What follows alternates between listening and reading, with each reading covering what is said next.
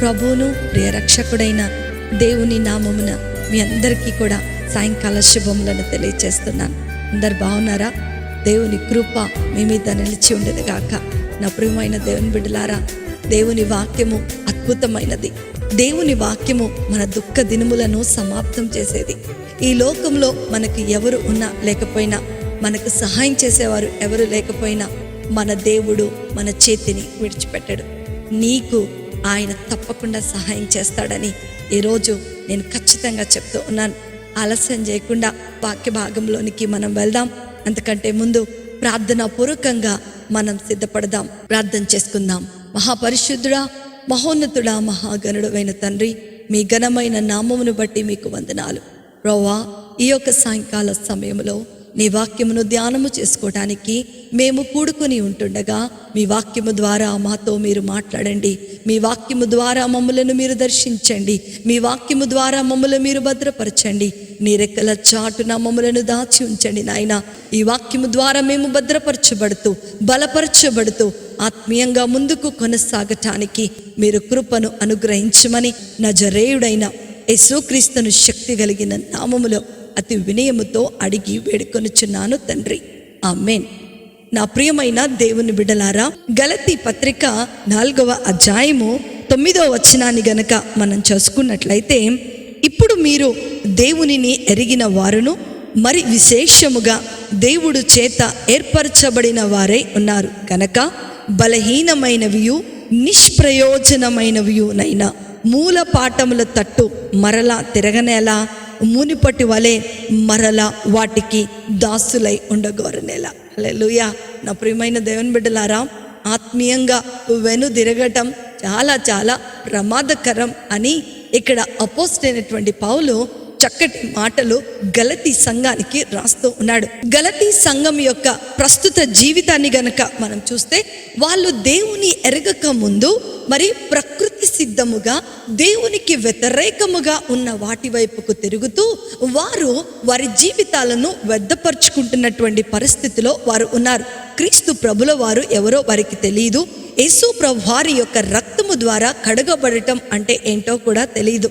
కానీ ఒక సువార్త వారి దగ్గరకు వచ్చినప్పుడు వారు ఆ సువార్తకు లోబడి దేవుని వైపుకు మళ్ళుకొని నిజ దేవుణ్ణి ఆరాధించటం మొదలుపెట్టారు. వారి జీవితాలను ప్రభుకి సమర్పించారు. వారి ఆత్మీయమైన జీవితంలో వారు ముందుకు కొనసాగుతూ ఉన్నటువంటి ఆ సమయంలో కొన్ని మిశ్రితమైనటువంటి బోధకులు ఏం చేస్తున్నారంట, వారి మధ్యలోకి వచ్చి బోధ చేస్తూ ఉన్నారంట. అలాంటి సమయంలో వాళ్ళు ఏం చేస్తున్నారంట, వాళ్ళకు అనుకూలమైనటువంటి బోధలోనికి వాళ్ళు వెళ్ళిపోతూ దేవుడు అనుగ్రహించేటువంటి కృపను, దేవుడు చూపిస్తున్నటువంటి మార్గాన్ని వారు విడిచిపెట్టేసి పాత పద్ధతుల్లోనికి వెళ్ళిపోతున్నారంట. అదే ఈ 9వ వచనంలో మనము చూడగలం. ఏంటంట, ఇప్పుడు మీరు దేవునిని ఎరిగి ఉన్నవారు మరి విశేషముగా దేవుని చేత ఎరగబడిన వారై ఉన్నారు. 2 విషయాలు ఇక్కడ మనం చూస్తున్నాం. ఒకటి, గలతీయులు దేవునిని ఎరిగిన వారిగా ఉన్నారు. 2, గలతీయులను దేవుడు ఎరిగిన వారిగా ఉన్నట్లుగా మనం చూస్తున్నాం. ఆత్మీయమైన జీవితంలో ప్రభుకి దూరంగా బ్రతుకుతూ ప్రభు సన్నిధానములో ఉండనటువంటి మనము దేవునిని ఎరగనటువంటి వారమే. కానీ ఎప్పుడైతే యేసు ప్రభు వారి యొక్క రక్తము ద్వారా కడగబడి ఉన్నామో, ఆత్మీయంగా మనం ముందుకు కొనసాగుతూ ఉన్నప్పుడు అనుదినము దేవునిని ప్రార్థన ద్వారా కలుసుకోవటం ద్వారా, అనుదినము వాక్యము చదువుట ద్వారా దేవుడు మనలను ఎరిగి ఉంటాడు అని ఇక్కడ ఈ లేఖన భాగం ద్వారా పౌలు గలతీ సంఘానికి మాట్లాడుతున్నాడు. ఈరోజు ఈ గలతీ సంఘానికే కాదు, వాక్యం వింటున్నటువంటి ప్రతి విశ్వాసితో కూడా దేవుడు మాట్లాడుతూ ఉన్నాడు. రక్షించబడినటువంటి మనము అనుదినము కూడా దేవునితో సంబంధాన్ని కలిగి ఉండాలి. తద్వారా మనము దేవునిని ఎరిగి ఉంటాము. అనుదినము మనము ఆ స్నేహితుని వలె దేవునిని కలుసుకుంటే దేవుడు కూడా మనలను ఎరిగి ఉంటాడు. ఈ 2 విషయాలు గలతీ సంఘానికి జరిగిపోయినాయి. అయితే వారి స్థితి ఎలా ఉందో ఇక్కడ ఆయన రాస్తూ ఉన్నాడు. బలహీనమైనవియు నిష్ప్రయోజనమైనవి అయిన మూల పాఠముల తట్టు మరలా తిరగనేలా, మునుపటి వలె మరలా వాటికి దాసులై ఉండగోరనేలా. ఇప్పుడు మీరు రక్షించబడ్డారు. ఇప్పుడు you are free from your bondage. నువ్వు పాపపు బానిసత్వంలోంచి బయటకు వచ్చేసావు. క్రీస్తు ప్రభుల వారి యొక్క రక్తము ద్వారా దాస్యత్వంలో నుండి నువ్వు దత్తపుత్రత్వంలోనికి వచ్చేసావు. దేవుడు నిన్ను తన కుమారుడిగా కుమార్తెగా స్వీకరించేస్తాడు. కానీ ఏమంటున్నాడంట, మరలా ఎందుకు వెనుతిరిగి పాత వాటి వైపుకే చూస్తున్నావు అని అపోస్తలుడైనటువంటి పౌలు ఇక్కడ గలతీ సంఘాన్ని హెచ్చరిస్తున్నట్లుగా మనం చూస్తూ ఉన్నాం. నా ప్రియమైన దేవుని బిడ్డలారా, శరీరానుసారముగా మనము వెనక్కి జారితే పడిపోతామేమో, చిన్న చిన్న దెబ్బలు తగులుతాయేమో. కానీ ఆత్మీయముగా వెను తిరిగినట్లయితే it's a life threatening process అని బైబిల్ చెప్తూ ఉంటుంది. అది భయానకమైనటువంటి పరిస్థితి. వెను తిరుగుట చాలా చాలా లోటును, చాలా చాలా చేటును మన జీవితంలో తీసుకొని వస్తుంది. రక్షించబడినటువంటి ప్రతి విశ్వాసి ఎప్పుడు కూడా ముందుకే వెళ్ళాలి. ఎందుకనంటే యేసు ప్రభువారి యొక్క రక్తము ద్వారా మన పాపముల నుండి మనము విముక్తులము చేయబడి ఉన్నాము. ఆమేన్, హల్లెలూయా. మనం ఇంకను పాపమునకు దాసులము కాము, మరణమునకు దాసులము కాము. అయ్యో గలతీ సంగమా, ఎందుకు తప్పు చేస్తున్నావు? ఎందుకు విశ్వాసంలోంచి పడిపోతున్నావు? ఎందుకు మరలా తిరిగి వెనక్కి వెళ్ళిపోతున్నావు? అనుకూలము కానటువంటివి, హేయమైనటువంటివి, దేవుని రాజ్యమునకు సంబంధము లేనటువంటి వాటి విషయాలలో ఎందుకు తలదూర్చుతున్నావు అని అపోస్తలుడైనటువంటి పౌలు గలతీ సంఘాన్ని హెచ్చరిక చేస్తున్నాడు. నా ప్రియమైన దేవుని బిడ్డ, ఈరోజు రక్షించబడిన నీవు ముందుకు కొనసాగుతున్నావా? లేకపోతే నువ్వు ఎదుర్కొంటున్న పరిస్థితులను బట్టో, నీవు ఎదుర్కొంటున్న పోరాటాలను బట్టో, నీకొస్తున్నటువంటి కష్ట నష్టాలను బట్టో, లేకపోతే నీవు మరి అపజయాలను బట్టో నీ జీవితంలో రేగుతున్న తుఫానులను ఎదుర్కొనలేక వెను తిరుగుతున్నావేమో. ఈరోజు మనల్ని మనము పరీక్షించుకోవాలి. ఎందుకంటే వెను తిరగటం చాలా చాలా ప్రమాదకరము. అందుకనే యెషయా గ్రంథము 43వ అధ్యాయంలో ఒక చక్కటి మాటను మనం చూడగలం. ఎంత బలమైన గాలి వీస్తున్నా సరే, ఎంత ఘోరమైనటువంటి తుఫాను వస్తున్నా సరే, ఆ తుఫానుకు ఎదురెళుతూ పైకి ఎగరటానికి ప్రయత్నం చేస్తుందంట పక్షిరాజు. అందుకనే పక్షిరాజు యవ్వనము వలె నీ యవ్వనము క్రొత్త తగునట్లు మేలుతో నీ హృదయాన్ని తృప్తిపరుస్తున్నాను. అల్లయక నీవు పైపైకి ఎగిరే వారముగా ఉండాలి అని యెషయా గ్రంథంలో ఒక చక్కటి మాటను మనము చూడగలము. నా ప్రియమైన దేవుని బిడ్డలారా, ఆత్మీయ స్థితిలో వెనుదిరగటం చాలా చాలా ప్రమాదకరమని దేవుని యొక్క లేఖనాలు సెలవిస్తూ ఉన్నాయి. దానికి మూలమేంటో తెలుసా? మనము దేవుని యొక్క సన్నిధానంలో నుండి పడిపోవటమే. మనము దేవుని యొక్క వాక్యాన్ని గనక చూసినట్లయితే మొదటిగా వెన్ను తిరగటం అంటే దేవుని యొక్క ధన్యతను మన జీవితంలో కోల్పోవటమే. ఇదే గలతీలకు రాసినటువంటి పత్రిక 4వ అధ్యాయము 15వ వచనంలో గనక మనం చూసుకున్నట్లయితే, మీరు చెప్పుకొనని ధన్యత ఏదైనను శక్యమైతే మీ కన్నులు ఊడబీకి నాకిచ్చి వేసి యుందురని మీ పక్షముగా సాక్ష్యము పలుకుచున్నాను.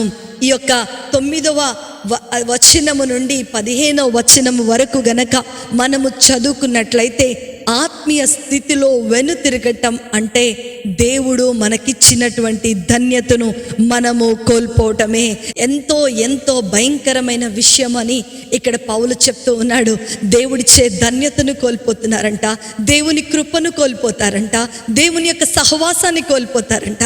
ఇక్కడ ఎంత చాలా చక్కగా ఆయన రాస్తూ ఉన్నాడు. ఈరోజు నీవు నీ పరిస్థితిని చూసి ముందుకు వెళ్ళలేక విశ్వాసంలో పడిపోతున్నావా, వెను తిరుగుతున్నావా? నా సహోదరి సహోదరుడా, ధన్యతను మనం కోల్పోయినట్లే. రెండో విషయాన్ని గనక మనం చూసుకున్నట్లయితే, వెన్ను తిరుగువారు దేవుని రాజ్యమునకు ఎప్పుడు కూడా వారసులు కాలేరు అని యేసు ప్రభువారు తన మాటలలో చెప్తున్నారు. అదే లూకా సువార్త 9వ అధ్యాయము 62వ వచనంలో మనం చూస్తే, నాగటి మీద చేయి పెట్టి వెనుక తట్టు చూచువాడెవడు దేవుని రాజ్యమునకు పాత్రుడు కారని వాడితో చెప్పాను. అయ్యో, ఎంత భయంకరమైనటువంటి విషయము. నా ప్రియమైన దేవుని బిడ్డలారా, ఈరోజు మనం ఈ వాక్యాన్ని కనుక మనం చూస్తే, విశ్వాసులమై ఉండి లోకమును చూస్తూ లోకంలో ఉన్నటువంటి పద్ధతులను పాటిస్తూ లోకపు అలవాట్లకు బానిసలైపోయి మనము గనక దేవునిలో ముందుకు కొనసాగకుండా ఆత్మీయంగా వెనుకకు జారిపోయిన స్థితిలో ఉంటే దేవుని యొక్క రాజ్యాన్ని మనము కోల్పోయిన వారముగా ఉంటామని యేసు ప్రభువారే స్వయముగా మాట్లాడుతున్నట్లుగా మనం ఇక్కడ చూస్తున్నాం. ఈ రోజులో చాలామంది విశ్వాసుల జీవితాలను గనక మనం చూస్తున్నట్లయితే కొన్ని దినాలు చాలా బాగా పర్ఫెక్ట్గా ప్రార్థన చేస్తుంటారు, పట్టుదలతో ప్రార్థన చేస్తుంటారు. కొన్ని దినాలు అయిపోయిన తర్వాత శ్రమలో, కష్టములో, కన్నీటిలో దేవుడు అన్ని ఆశీర్వాదాలు ఇచ్చేసిన తర్వాత వారి ఆలోచనలు, వారి మనసులు ఏమైపోతూ ఉంటాయంటే ఈ లోక పద్ధతుల మీదకు వెళ్ళిపోతూ ఉంటాయి, ఈ లోక అలవాట్ల మీదకు వెళ్ళిపోతూ ఉంటాయి. ఈ లోకమైనటువంటి సాతాను ఒక ఉచ్చులో పడిపోవటానికి అన్ని మార్గాలు వారికి వారే తెరిచేసుకుంటూ ఉంటారు. కానీ దేవుని యొక్క లేఖనాలను గనుక మనం చూస్తున్నట్లయితే దేవుని రాజ్యములో నీకు స్థానం ఇచ్చాడు దేవుడు. ఆయన కార్చిన రక్తము ద్వారా, ఆయనలో మనం ఎదుగుట ద్వారా, ఆయనలో మనం నడుచుట ద్వారా దేవుని రాజ్యమునకు మనము వారసులమై ఉండవలసి ఉండిగా ఏం చేస్తున్నామంట, మనము మన యొక్క విశ్వాస జీవితంలో వెనుతిరిగిన స్థితిలోనికి వెళ్ళిపోతున్నాం. అందుకని అంటున్నాడు, ఒక్కసారి నాగటి మీద చెయ్యేసామంటే, ఒక్కసారి ముందుకు నడవటం ప్రారంభించామంటే ఎట్టి పరిస్థితుల్లో కూడా వెనుతిరగకూడదు. అది చాలా చాలా ప్రమాదకరము. దేవుని యొక్క రాజ్యమును కోల్పోతాము అని దేవుని యొక్క లేఖనాలు సెలవిస్తున్నాయి. నా ప్రియమైన దేవుని బిడ్డ, వెనుతిరుగుట ధన్యతను కోల్పోవటమే, వెనుతిరుగుట దేవుని రాజ్యాన్ని కూడా కోల్పోవటమే. అందుకనే అపోస్తలుడైనటువంటి పౌలు ఫిలిప్పీ సంఘానికి రాస్తూ 3వ అధ్యాయము 13-14 వచనాల్లో ఒక చక్కటి మాటను మనం చదువుకుందాం. సహోదరులారా, నేను ఇదివరకే పట్టుకొని ఉన్నాను, తలంచుకొనను, అయితే ఒకటి చేయుచున్నాను, వెనుక ఉన్న వాటిని మరచి ముందున్న వాటి కొరకై వేగిరపడుచు క్రీస్తు యేసునందు దేవుని ఉన్నతమైన పిలుపునకు కలుగు బహుమానము పొందవలనని గురి యొద్దకే పరిగెట్టుచున్నాను అంటున్నాడు అపోస్తలుడైనటువంటి పౌలు. రక్షించబడిన ప్రతి విశ్వాసి యొక్క గురి ఏంటో తెలుసా? దేవుని రాజ్యాన్ని స్వతంత్రించుకోవటమే.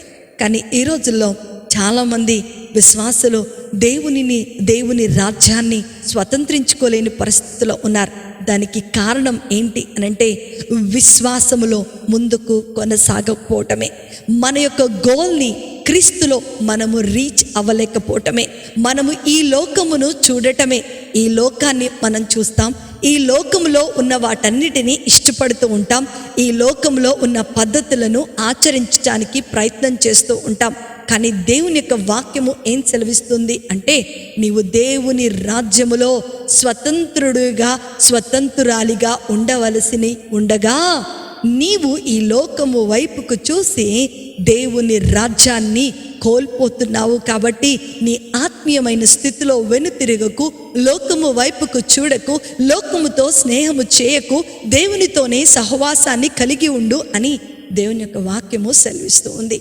నా ప్రియమైన దేవుని బిడ్డలారా, వెనుతిరగటం ధన్యతను కోల్పోవటమే, వెనుతిరగటం దేవుని రాజ్యమును స్వతంత్రించుకోలేకపోవటమే.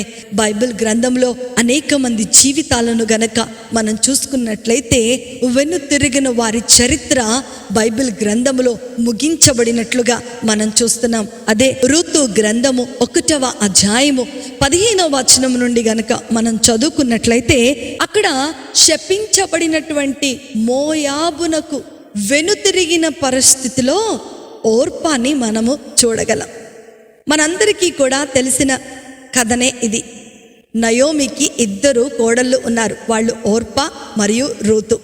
వారిద్దరు కూడా మోయాబు స్త్రీలే, లోకంలో ఉన్నటువంటి వారే. కానీ వారిద్దరూ కూడా ఇజ్రాయేలు వారికి భార్యలుగా ఉన్నారంట.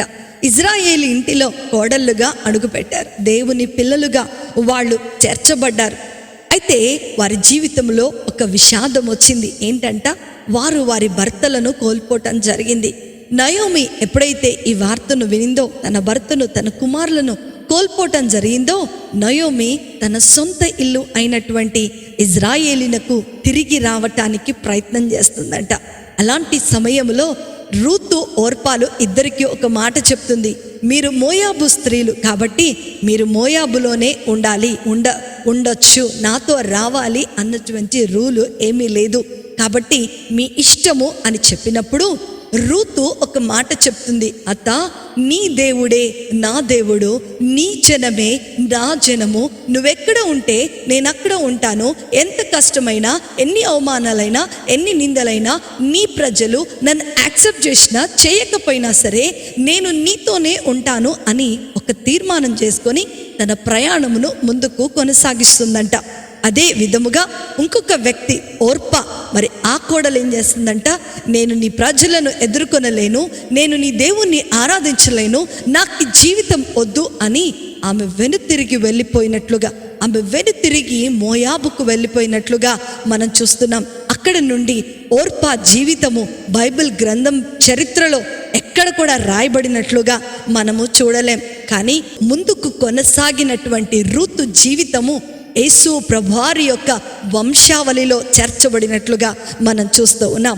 ఈ యొక్క సందర్భాన్ని గనక మనం ధ్యానం చేసుకున్నట్లయితే రక్షించబడినటువంటి మనందరము కూడా మోయాబు అనేటువంటి పాపములో నుండి మనం బయటకు తీసుకొని వచ్చినటువంటి వారమే. దేవుని యొక్క రక్తము ద్వారా, యేసు ప్రభువారి యొక్క రక్తము ద్వారా దాసులమై ఉన్నను. ఇప్పుడు ఇజ్రాయేలీలతో సమానముగా మనము ఆయనకు దత్తపుత్రులమై ఉన్నామని దేవుని యొక్క వాక్యము సెలవిస్తూ ఉంది. మనము ఆయన రక్తము ద్వారా ఇజ్రాయేలుకు సమానముగా మనము పిల్లలముగా ఉంటే మనం ఏం చేస్తున్నామో తెలుసా?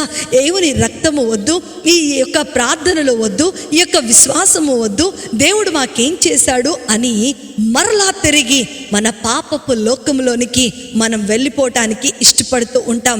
రక్షించబడినటువంటి నా ప్రియమైన దేవుని విశ్వాసి, దేవుడు ఈరోజు నీతోనే మాట్లాడుతున్నాడు. ఒకవేళ నీవు గనక వెనుతిరిగిన స్థితిలో ఉంటే మన జీవితము ఎక్కడికి వెళ్ళిపోతుందో మనకు తెలియదు. ఇప్పటికి నువ్వు కొంచెంగా ఉన్నావేమో. ఒకవేళ దేవుల్లో నువ్వు నడిస్తే గనక నీవు మహా అభివృద్ధి చెందుతావని దేవుని యొక్క వాక్యము సెలవిస్తోంది. కాబట్టి నా ప్రియమైన దేవుని బిడ్డలారా, ఆత్మీయమైన స్థితిలో మనం ఎప్పుడు కూడా వెనుతిరిగే వారముగా ఉండకూడదు. ఒకవేళ నీవు రక్షించబడి ముందుకు కొనసాగటం ప్రారంభించావంటే నువ్వు ముందుకే వెళ్ళాలి. అందులోనే నీకు ధన్యత దాగి ఉంది. ఒకవేళ నువ్వు ముందుకు వెళ్ళలేని పరిస్థితిలో, వెనుతిరిగిన పరిస్థితిలో గనక నీవు నేనున్నట్లయితే దేవుని ధన్యతను మనం కోల్పోయినట్లే, దేవుని రాజ్యమును మనం కోల్పోయినట్లే, మన చరిత్ర భూమిలో లెక్కించబడకుండా మనం ముగించబడినట్లే అని దేవుని యొక్క వాక్యము సెలవిస్తూ ఉంది.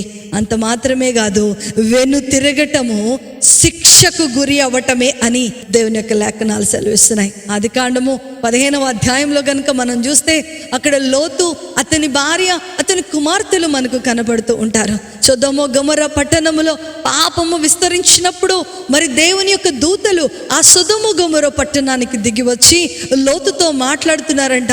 ఇదిగో లోతు, ఈ యొక్క సొదొమ గొమొర్రా పట్టణం అంతా పాపముతో నింపబడింది. I want to bring your family out of this world. ఈ లోకంలో నుండి మిమ్మల్ని నేను వేరు చేస్తున్నాను.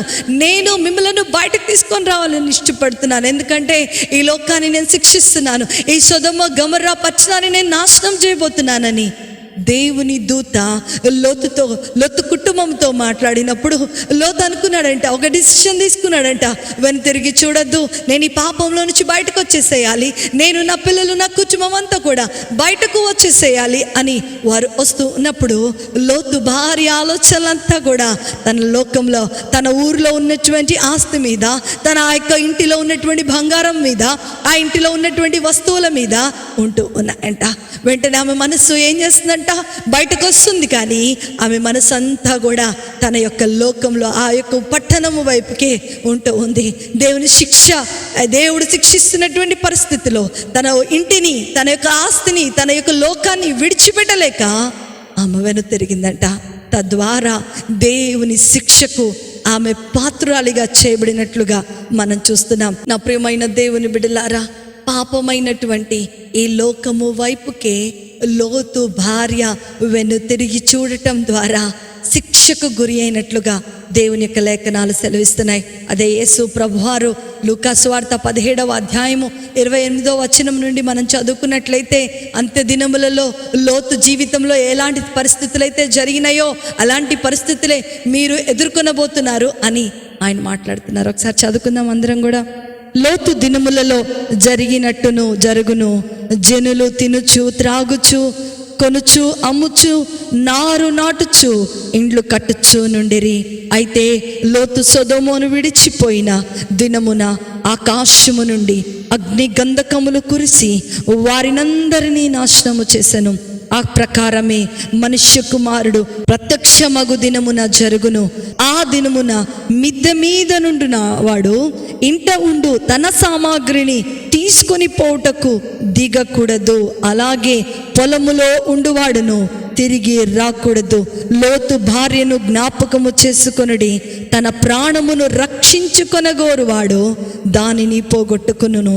దాని పోగొట్టుకొనువాడు దానిని సజీవముగా కాపాడుకొని. ఎంత అద్భుతమైన మాటలు యేసు ప్రభువారు చెప్తున్నాడు. అవును నా ప్రియమైన దేవుని బిడ్డ, మనము అంత్య దినములలో ఉన్నాం. మనుష్య కుమారుడు తిరిగి వచ్చేటువంటి సమయంలో మనమున్నాం. ఇది మనమందరం కూడా అండర్లైన్ చేసుకోవదే. ప్రతి దైవజనుడు చెప్తున్నటువంటి మాటలే. Jesus is coming soon, be prepared by yourself. దేవుడు మనతో మాట్లాడుతున్నాడు. ఆత్మీయమైన స్థితిలో ముందుకే వెళ్ళండి, వెనక్కి వెళ్ళొద్దు. ఎందుకంటే లోతు దినములు లాగానే అంత్య దినములు జరగబోతున్నాయి. దేవుడు మాట్లాడుతున్నాడు. ఈ రోజుల్లో గనక మనం చూసినట్లయితే ప్రతి ఒక్క విశ్వాసి కూడా ఎవరు ముందుకు వెళ్ళటం లేదు. సమయం లేదంటారు, పరిస్థితులు బాగోలేదంటారు, ప్రార్థించడానికి సమయం అనుకూలించట్లేదంటారు. చాలా చాలా వంకలు మన జీవితంలో మనం చొప్పేస్తూ ఏం చేస్తామంట, దేవుడు అనుగ్రహించేటువంటి ఆ మహిమను మనం కోల్పోయిన స్థితిలో ఉంటూ ఉన్నాం. వాక్యం వింటున్నటువంటి దేవుని బిడ్డ, నీవు విశ్వాసములో రక్షించబడిన నీవు విశ్వాసములో ముందుకు కొనసాగితే అది నీకు ఆశీర్వాదం.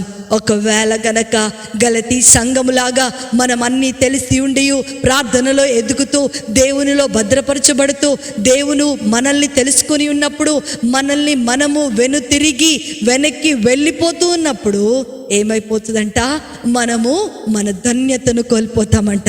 దేవుని రాజ్యాన్ని మనం కోల్పోతాము, మన చరిత్రను మనం కోల్పోతాము. అంత మాత్రమే కాదు, వెను తిరుగుట శత్రువుకి అవకాశం ఇచ్చేటట్లుగా మనం చేస్తామంట. ఎంత ఘోరమైనటువంటి విషయము. ఇజ్రాయేలు యొక్క ప్రయాణాన్ని గనక మనం గమనించినట్లయితే వారందరూ కూడా ఐగుప్తు బానిసత్వంలో నుండి బయటకు వచ్చేసారంట. వారు ప్రయాణమై ముందుకు వెళ్తూ ఉన్నారు, కానీ వారి జీవితాలు కూడా ఐగుప్తులోనే ఉంటూ ఉన్నాయి. వారి శరీరాలైతే ఐగుప్తులో నుండి బయటకు వచ్చాయి, కానీ వారి ఆత్మలు ఎప్పుడు కూడా మేము ఐగుప్తులో సెటిల్ అయితే బాగుండేది, అక్కడే బాగున్నాం కదా, నీళ్లు లేకపోతే అక్కడ నీళ్లున్నాయి కదా, ఇక్కడ మాకు నీళ్లు లేక చంపేయడానికి తీసుకొచ్చావా, ఇలా అనేక రకాలైనటువంటి మాటలు మోషేతో వారు మాట్లాడుతూ ఉన్నారు. నా ప్రియమైన దేవుని బిడ్డలారా, బానిసత్వంలో నుండి ఏడుస్తూ కన్నీరు గారుస్తూ మొరపెడుతున్న వారి ప్రార్థన దేవుడు విన్నాడు. పాపపు బానిసత్వానికి ముంగూర్తుగా ఉన్నటువంటి ఐగుప్తులో నుండి వారిని బయటకు తీసుకొని వచ్చాడు. వారి యొక్క ఆత్మీయమైన ప్రయాణంలో వారు ముందుకు కొనసాగుతూ ఉన్న పరిస్థితిలో వారు పడుతూ లేస్తూ ఉన్నారంట. అందులో కొంతమంది ముందుకే కొనసాగిన వారు ఉన్నారు, అందులో కొంతమంది పడిపోయిన స్థితిలో కూడా ఉన్నారు. అదే ద్వితీయోపదేశ కాండము 25వ అధ్యాయము 17వ వచనంలో మనం చూస్తే వాళ్ళల్లో కొంతమంది ఏం చేశారంట, ముందుకు వెళ్ళకోకుండా వారి ఆత్మీయమైన ప్రయాణంలో ముందుకు కొనసాగకుండా వెనుకు తిరిగి చూడటం వలన అమాలేకీల చేతులకు చిక్కబడి చచ్చిపోయినట్లుగా మనం చూస్తున్నాం. నా ప్రియమైన దేవుని బిడ్డ, ఈరోజు నువ్వు వెనుదిరుగుతున్నావా, ధన్యతను కోల్పోతావు. ఈరోజు నువ్వు వెనుదిరుగుతున్నావా, దేవుని రాజ్యాన్ని కోల్పోతున్నావు. ఈరోజు నువ్వు వెనుతిరగాలని ఆత్మీయ స్థితిలో వెనుదిరుగుతున్నావా, చరిత్ర ముగించబడుతుంది. ఆత్మీయ స్థితిలో వెనుతిరిగితే శిక్షకు గురి అవుతాం. ఆత్మీయ స్థితిలో వెనుతిరిగితే శత్రువు చేతికి మనము చిక్కబడతామని దేవుని యొక్క వాక్యము సెలవిస్తూ ఉంది. నా ప్రియమైన దేవుని బిడ్డలారా, రక్షించబడినటువంటి మనము ఆత్మీయ స్థితిలో వెనుతిరిగే వారముగా ఉండకూడదు. మనం చివరిగా బైబిల్ గ్రంథంలో గనుక మనం చూసుకున్నట్లయితే వెను తిరుగుట అనేకమైనటువంటి ఇబ్బందులకు కారణము అని తప్పిపోయిన కుమారుని యొక్క జీవితం ద్వారా దేవుడు మనకు అనేకమైన పాఠాలు నేర్పిస్తూ ఉన్నాడు. తండ్రి ఇంటిలో చక్కగా ఉండవలసినటువంటి వాడు, తండ్రితో సంతోషముగా గడపవలసినటువంటి వాడు, తన అన్నతో సంతోషంగా జీవించవలసినటువంటి ఆ కుమారుడు ఏం చేస్తున్నాడంట, ఈ లోకాన్ని చూస్తున్నాడు. లోకంలో ఉన్న హంగులు ఆర్భాటాలు చూస్తున్నాడు, లోకంలో ఉన్నటువంటి ప్లెజర్స్ని చూస్తున్నాడు. తన యొక్క తండ్రి దగ్గరకు వెళ్ళకోకుండా తండ్రి నుండి దూరముగా వెళ్ళిపోతూ ఉన్నాడు. తను ఎప్పుడైతే వెళ్ళిపోయి ఉన్నాడో, ఎప్పుడైతే తన జీవితము తండ్రి నుండి దూరముగా వెళ్ళిపోయిందో, ఆత్మీయ స్థితి నుండి బయటకు వెళ్ళిపోయాడో, అనేకమైనటువంటి ఇబ్బందులు తన జీవితంలో కొని తెచ్చుకున్నట్లుగా, పందుల పొట్టు తినేటువంటి భయంకరమైన స్థితిలో తాను ఉన్నట్లుగా మనం చూస్తూ ఉన్నాం. అందుకనే బైబిల్ గ్రంథంలో ఒక చిన్న సందర్భాన్ని మనం చూసుకుంటే, లూకాసు వార్త 11వ అధ్యాయము 25, 26 వచనాలను గనక, ఆ 11వ అధ్యాయాన్ని గనక మనం చదువుకుంటే, ఒక విశ్వాసి ఒకడు ఉన్నాడంట. అతని హృదయంలో ఉన్నటువంటి పాపము, అతని హృదయంలో ఉన్నటువంటి దురాత్మలు అతన్ని విడిచి వెళ్ళిపోయినాయంట. అమ్మో, ఈ హృదయంలోనికి వాక్యం వచ్చింది, ఈ హృదయంలోనికి ప్రార్థన వచ్చింది, ఈ జీవితంలోనికి రక్షణ వచ్చింది, కాబట్టి మేము ఇక ఈ ఇంటిలో ఉండటానికి అర్హులము కాదు అని అనుకున్నాయంట. కొన్ని దినములైన తర్వాత అది అక్కడ తిరిగి మరలా వీడు నేను వదిలి వచ్చిన ఇల్లు ఎలా ఉందో చూసొద్దాం అని చెప్పేసి అది వెనక్కి తిరిగి వచ్చినప్పుడు, ఆ ఇల్లు ఊడ్చి శుభ్రపరచబడి ఉండుట వలన మరి చెడ్డవైన 7 దయ్యాలను తీసుకొని వచ్చినట్లుగా మనం అక్కడ చూస్తున్నాం. నా ప్రియమైన దేవుని బిడ్డ, ఈ వాక్యం చదివినప్పుడు నాకు చాలా భయం కలుగుతూ ఉంటుంది. ఎందుకంటే వాక్యము లేని జీవితాలు, ప్రార్థన లేని బ్రతుకులు ఊడ్చినట్టుగానే దురాత్మకు కనపడుతూ ఉంటాయి. అవును, తండ్రి అంటే గౌరవం లేదు, తండ్రి మాట అంటే విలువ లేదు, తండ్రితో సహవాసాన్ని కలిగి ఉండాలన్న ఇష్టము ఆ చిన్న కుమారుడికి లేదు. కాబట్టి తన జీవితం ఏమైపోయిందంట, దయ్యాల కుప్పగా తయారైపోయిందంట. పందులు పొట్టు తినే ఆ యొక్క భయంకరమైన దుస్థితిలోనికి అతను పడిపోయాడు. ఎన్నో ఇబ్బందులు తన జీవితంలో కొని తెచ్చుకున్నట్లుగా మనం ఈ లేఖన భాగంలో చూస్తున్నాం. కానీ మనం కష్టమును ఎదుర్కొనలేక, కన్నీటిని ఎదుర్కొనలేక, లోకంలో ఉన్న హంగులను చూసి ఇది చాలా బాగుంది, ఇది చాలా బాగుందని లోకానికి అట్రాక్ట్ అవుతూ మనం ముందుకు కొనసాగలేని స్థితిలో ఉన్నట్లయితే, దేవుడు మనకిచ్చిన ధన్యతను మనం కోల్పోయినట్లే, మన గురి పరలోక రాజ్యాన్ని మనం కోల్పోయినట్లే. అంత మాత్రమే కాదు, దేవుని శిక్షకు లోనైన వారముగా ఉంటాము. శత్రువు చేత మనం ఏం చేస్తామంట, పట్టబడిన వారముగా ఉంటాం. ఇక మనం శత్రువు చేతిలోనికి వెళ్ళిపోతూ ఉంటాం. తద్వారా అనేకమైనటువంటి ఇబ్బందులు మన జీవితంలో ఎదుర్కొనవలసి వస్తూ ఉంటుంది. ఒకవేళ నువ్వు ఎదుర్కొంటున్న పరిస్థితులను చూచి, నువ్వు ఎదుర్కొంటున్న పోరాటాలను చూసి, నీ దుఃఖ దినములను చూచి, నేను ఎదరలేను ప్రభా, నేను ఈ లోకాన్ని జయించలేను ప్రభా అని నువ్వు అనుకుంటున్నట్లయితే, క్రీస్తు ప్రభుల వారి యొద్దకు రా. నీ హృదయాన్ని వాక్యముతో కట్టుకో. గలతీ సంఘానికి అపోస్తలుడైనటువంటి పౌలు ఇదే మాటలు సెలవిస్తూ ఉన్నాడు. ఇగో నా ప్రియమైన సంఘమా, ఒకవేళ నువ్వు వెనక్కి జారిపోతున్నావేమో పర్వాలేదు, ఇప్పుడు వరకు నువ్వు వెనక్కి జారిపోయావేమో, ఇవన్నీ నష్టం జరుగుతుంది. నీకు నష్టం జరగకుండా ఉండాలంటే క్రీస్తు యొద్దకు రా. ఎవరైతే క్రీస్తు నందు ఉన్న ఎడల వాడు నూతన సృష్టి, పాతవి గతించిపోతున్నాయి, ఇదిగో సమస్తము క్రొత్తవి అవుతున్నాయి అంటున్నాడు దేవుడు. నా ప్రియమైన దేవుని బిడ్డ, ఈ వాక్యం నీతోనే మాట్లాడుతుంది. ప్రవ్వా, నాకు సమయం లేదు, నేను ముందుకెళ్ళలేకపోతున్నాను, నేను వాక్యం చదవలేకపోతున్నాను, వాక్యం చదవాలనుకుంటున్నాను కానీ నేను వాక్యముతో నా జీవితాన్ని కట్టుకోలేకపోతున్నాను, నాకు అర్థం కావడం లేదు, నేను కూర్చోలేకపోతున్నాను, నేను ప్రార్థన చేయలేకపోతున్నాను, లోకము నన్ను అట్రాక్ట్ చేస్తుంది, లోకంలో ఉన్న చెడు నన్ను అట్రాక్ట్ చేస్తుంది, లోకపు ఆలోచనలు నన్ను అట్రాక్ట్ చేస్తున్నాయి, నేను వీటిని జయించలేకపోతున్నాను, జయించాలనుకుంటున్నాను అని నువ్వు ఒకవేళ కన్నీరు గారుస్తున్నట్లయితే ఈరోజు ప్రభు నీకు విడుదలిస్తున్నాడు.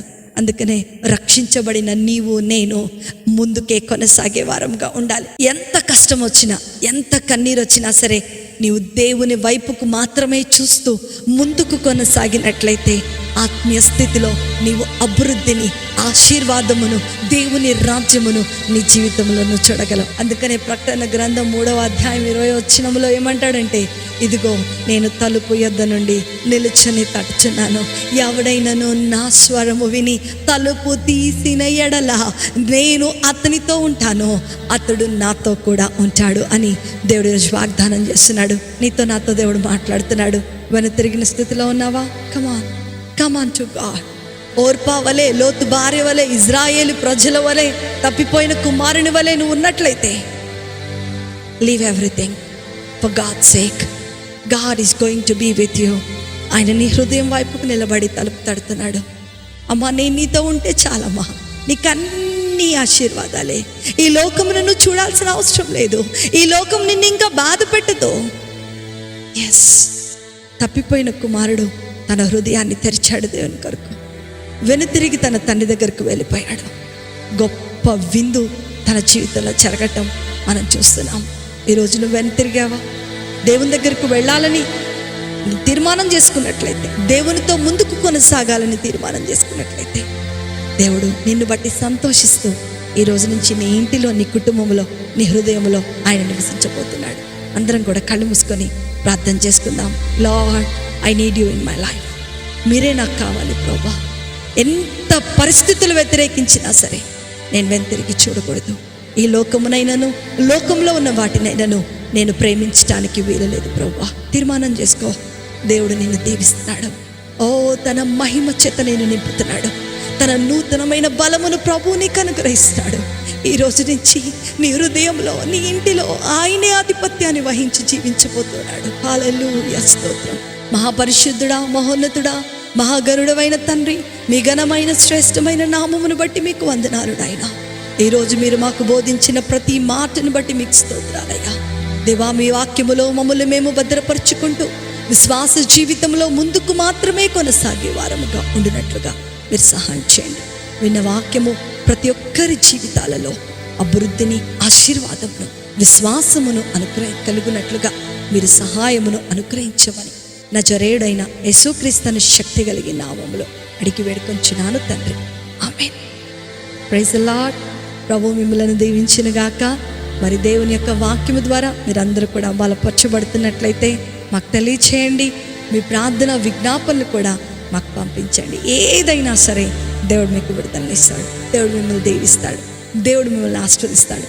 ఆత్మీయంగా ఆయన సన్నిధానంలో మిమ్మల్ని వర్ధిల్లింపజేస్తాడు. God bless you all.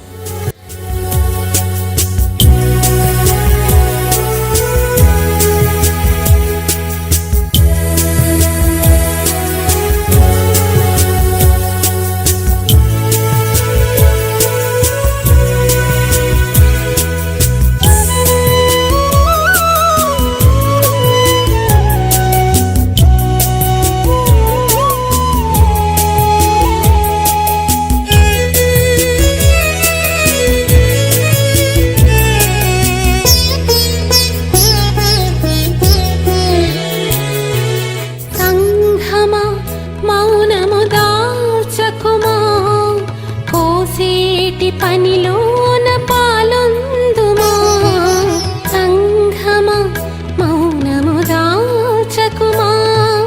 Koseti పనిలో